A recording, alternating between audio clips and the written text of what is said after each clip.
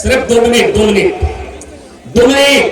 আমি দক্ষিণ দিনাজপুর জেলার সেই হরিরামপুর বিধানসভা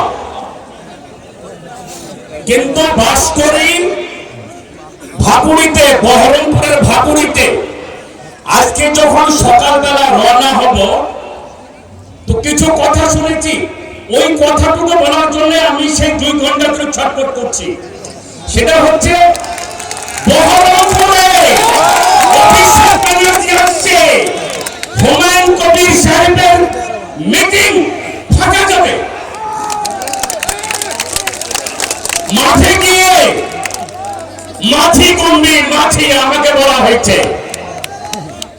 আমি বলতে চাইব বিশেষ করে মিডিয়াতে আপনারা দেখিয়ে দিন, সমস্ত চ্যানেল, সমস্ত টিভি, সমস্ত মোবাইলে, যে যারা বলেছে হুমায়ুন কবির সাহেবের মিটিং ফাঁকা যাবে যেহেতু অভিষেক বলে যাচ্ছে বহরমপুরে।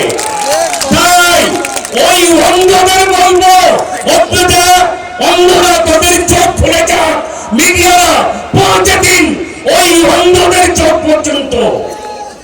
আমার বলার বক্তব্য শেষ। আমি মিডিয়াদের কাছে অনুরোধ করছি, ছড়িয়ে দিন সারা পৃথিবীতে, সারা ভারতবর্ষে। আসসালামু আলাইকুম। ধন্যবাদ দাদা। যত মেম্বারি জিন্দাবাদ।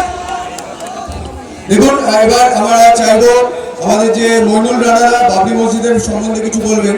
আজ আমরা দেখছি বাবরি মসজিদের নিয়ে কত রকমের কত কথা, কিন্তু জাতি ধর্ম বর্ণ নির্বিশেষে সব মানুষকে জানতে হবে। শুধু বাবরি মসজিদ সেখানে হচ্ছে না, সেখানে হচ্ছে একটা হসপিটাল, সেখানে হচ্ছে একটা ক্যাফে, সেখানে হচ্ছে একটা রেস্টুরেন্ট, সেখানে হচ্ছে একটা হেলিপ্যাড। এবং আমি বলে দিচ্ছি 2029-এর মধ্যে জামা মসজিদ যেমন পুরো ইন্ডিয়াতে আছে, আমাদের বাবরি মসজিদ হবে।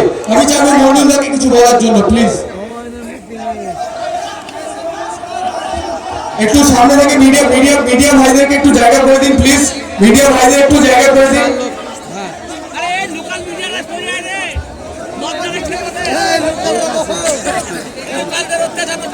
লোকাল এখন বেশি, মুর্শিদাবাদে লোকালই বেশি, লোকালের জোরই চলছে।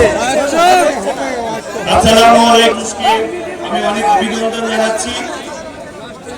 আজ আমার বয়স হচ্ছে 34। আমার মতো ছোট্ট ছেলেকে হুমায়ুন সাহেব যে জায়গা দিয়েছে, আমি হচ্ছি বাবরি মসজিদের ট্রেজারার।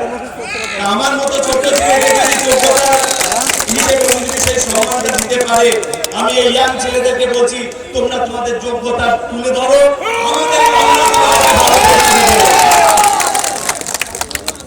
আমি ডোমকলে অনেক দিন ছিলাম এই ইঞ্জিনিয়ারিং কলেজে। এখানকার মানুষের ভালোবাসা আমি নিজের চোখে দেখেছি। উনাদের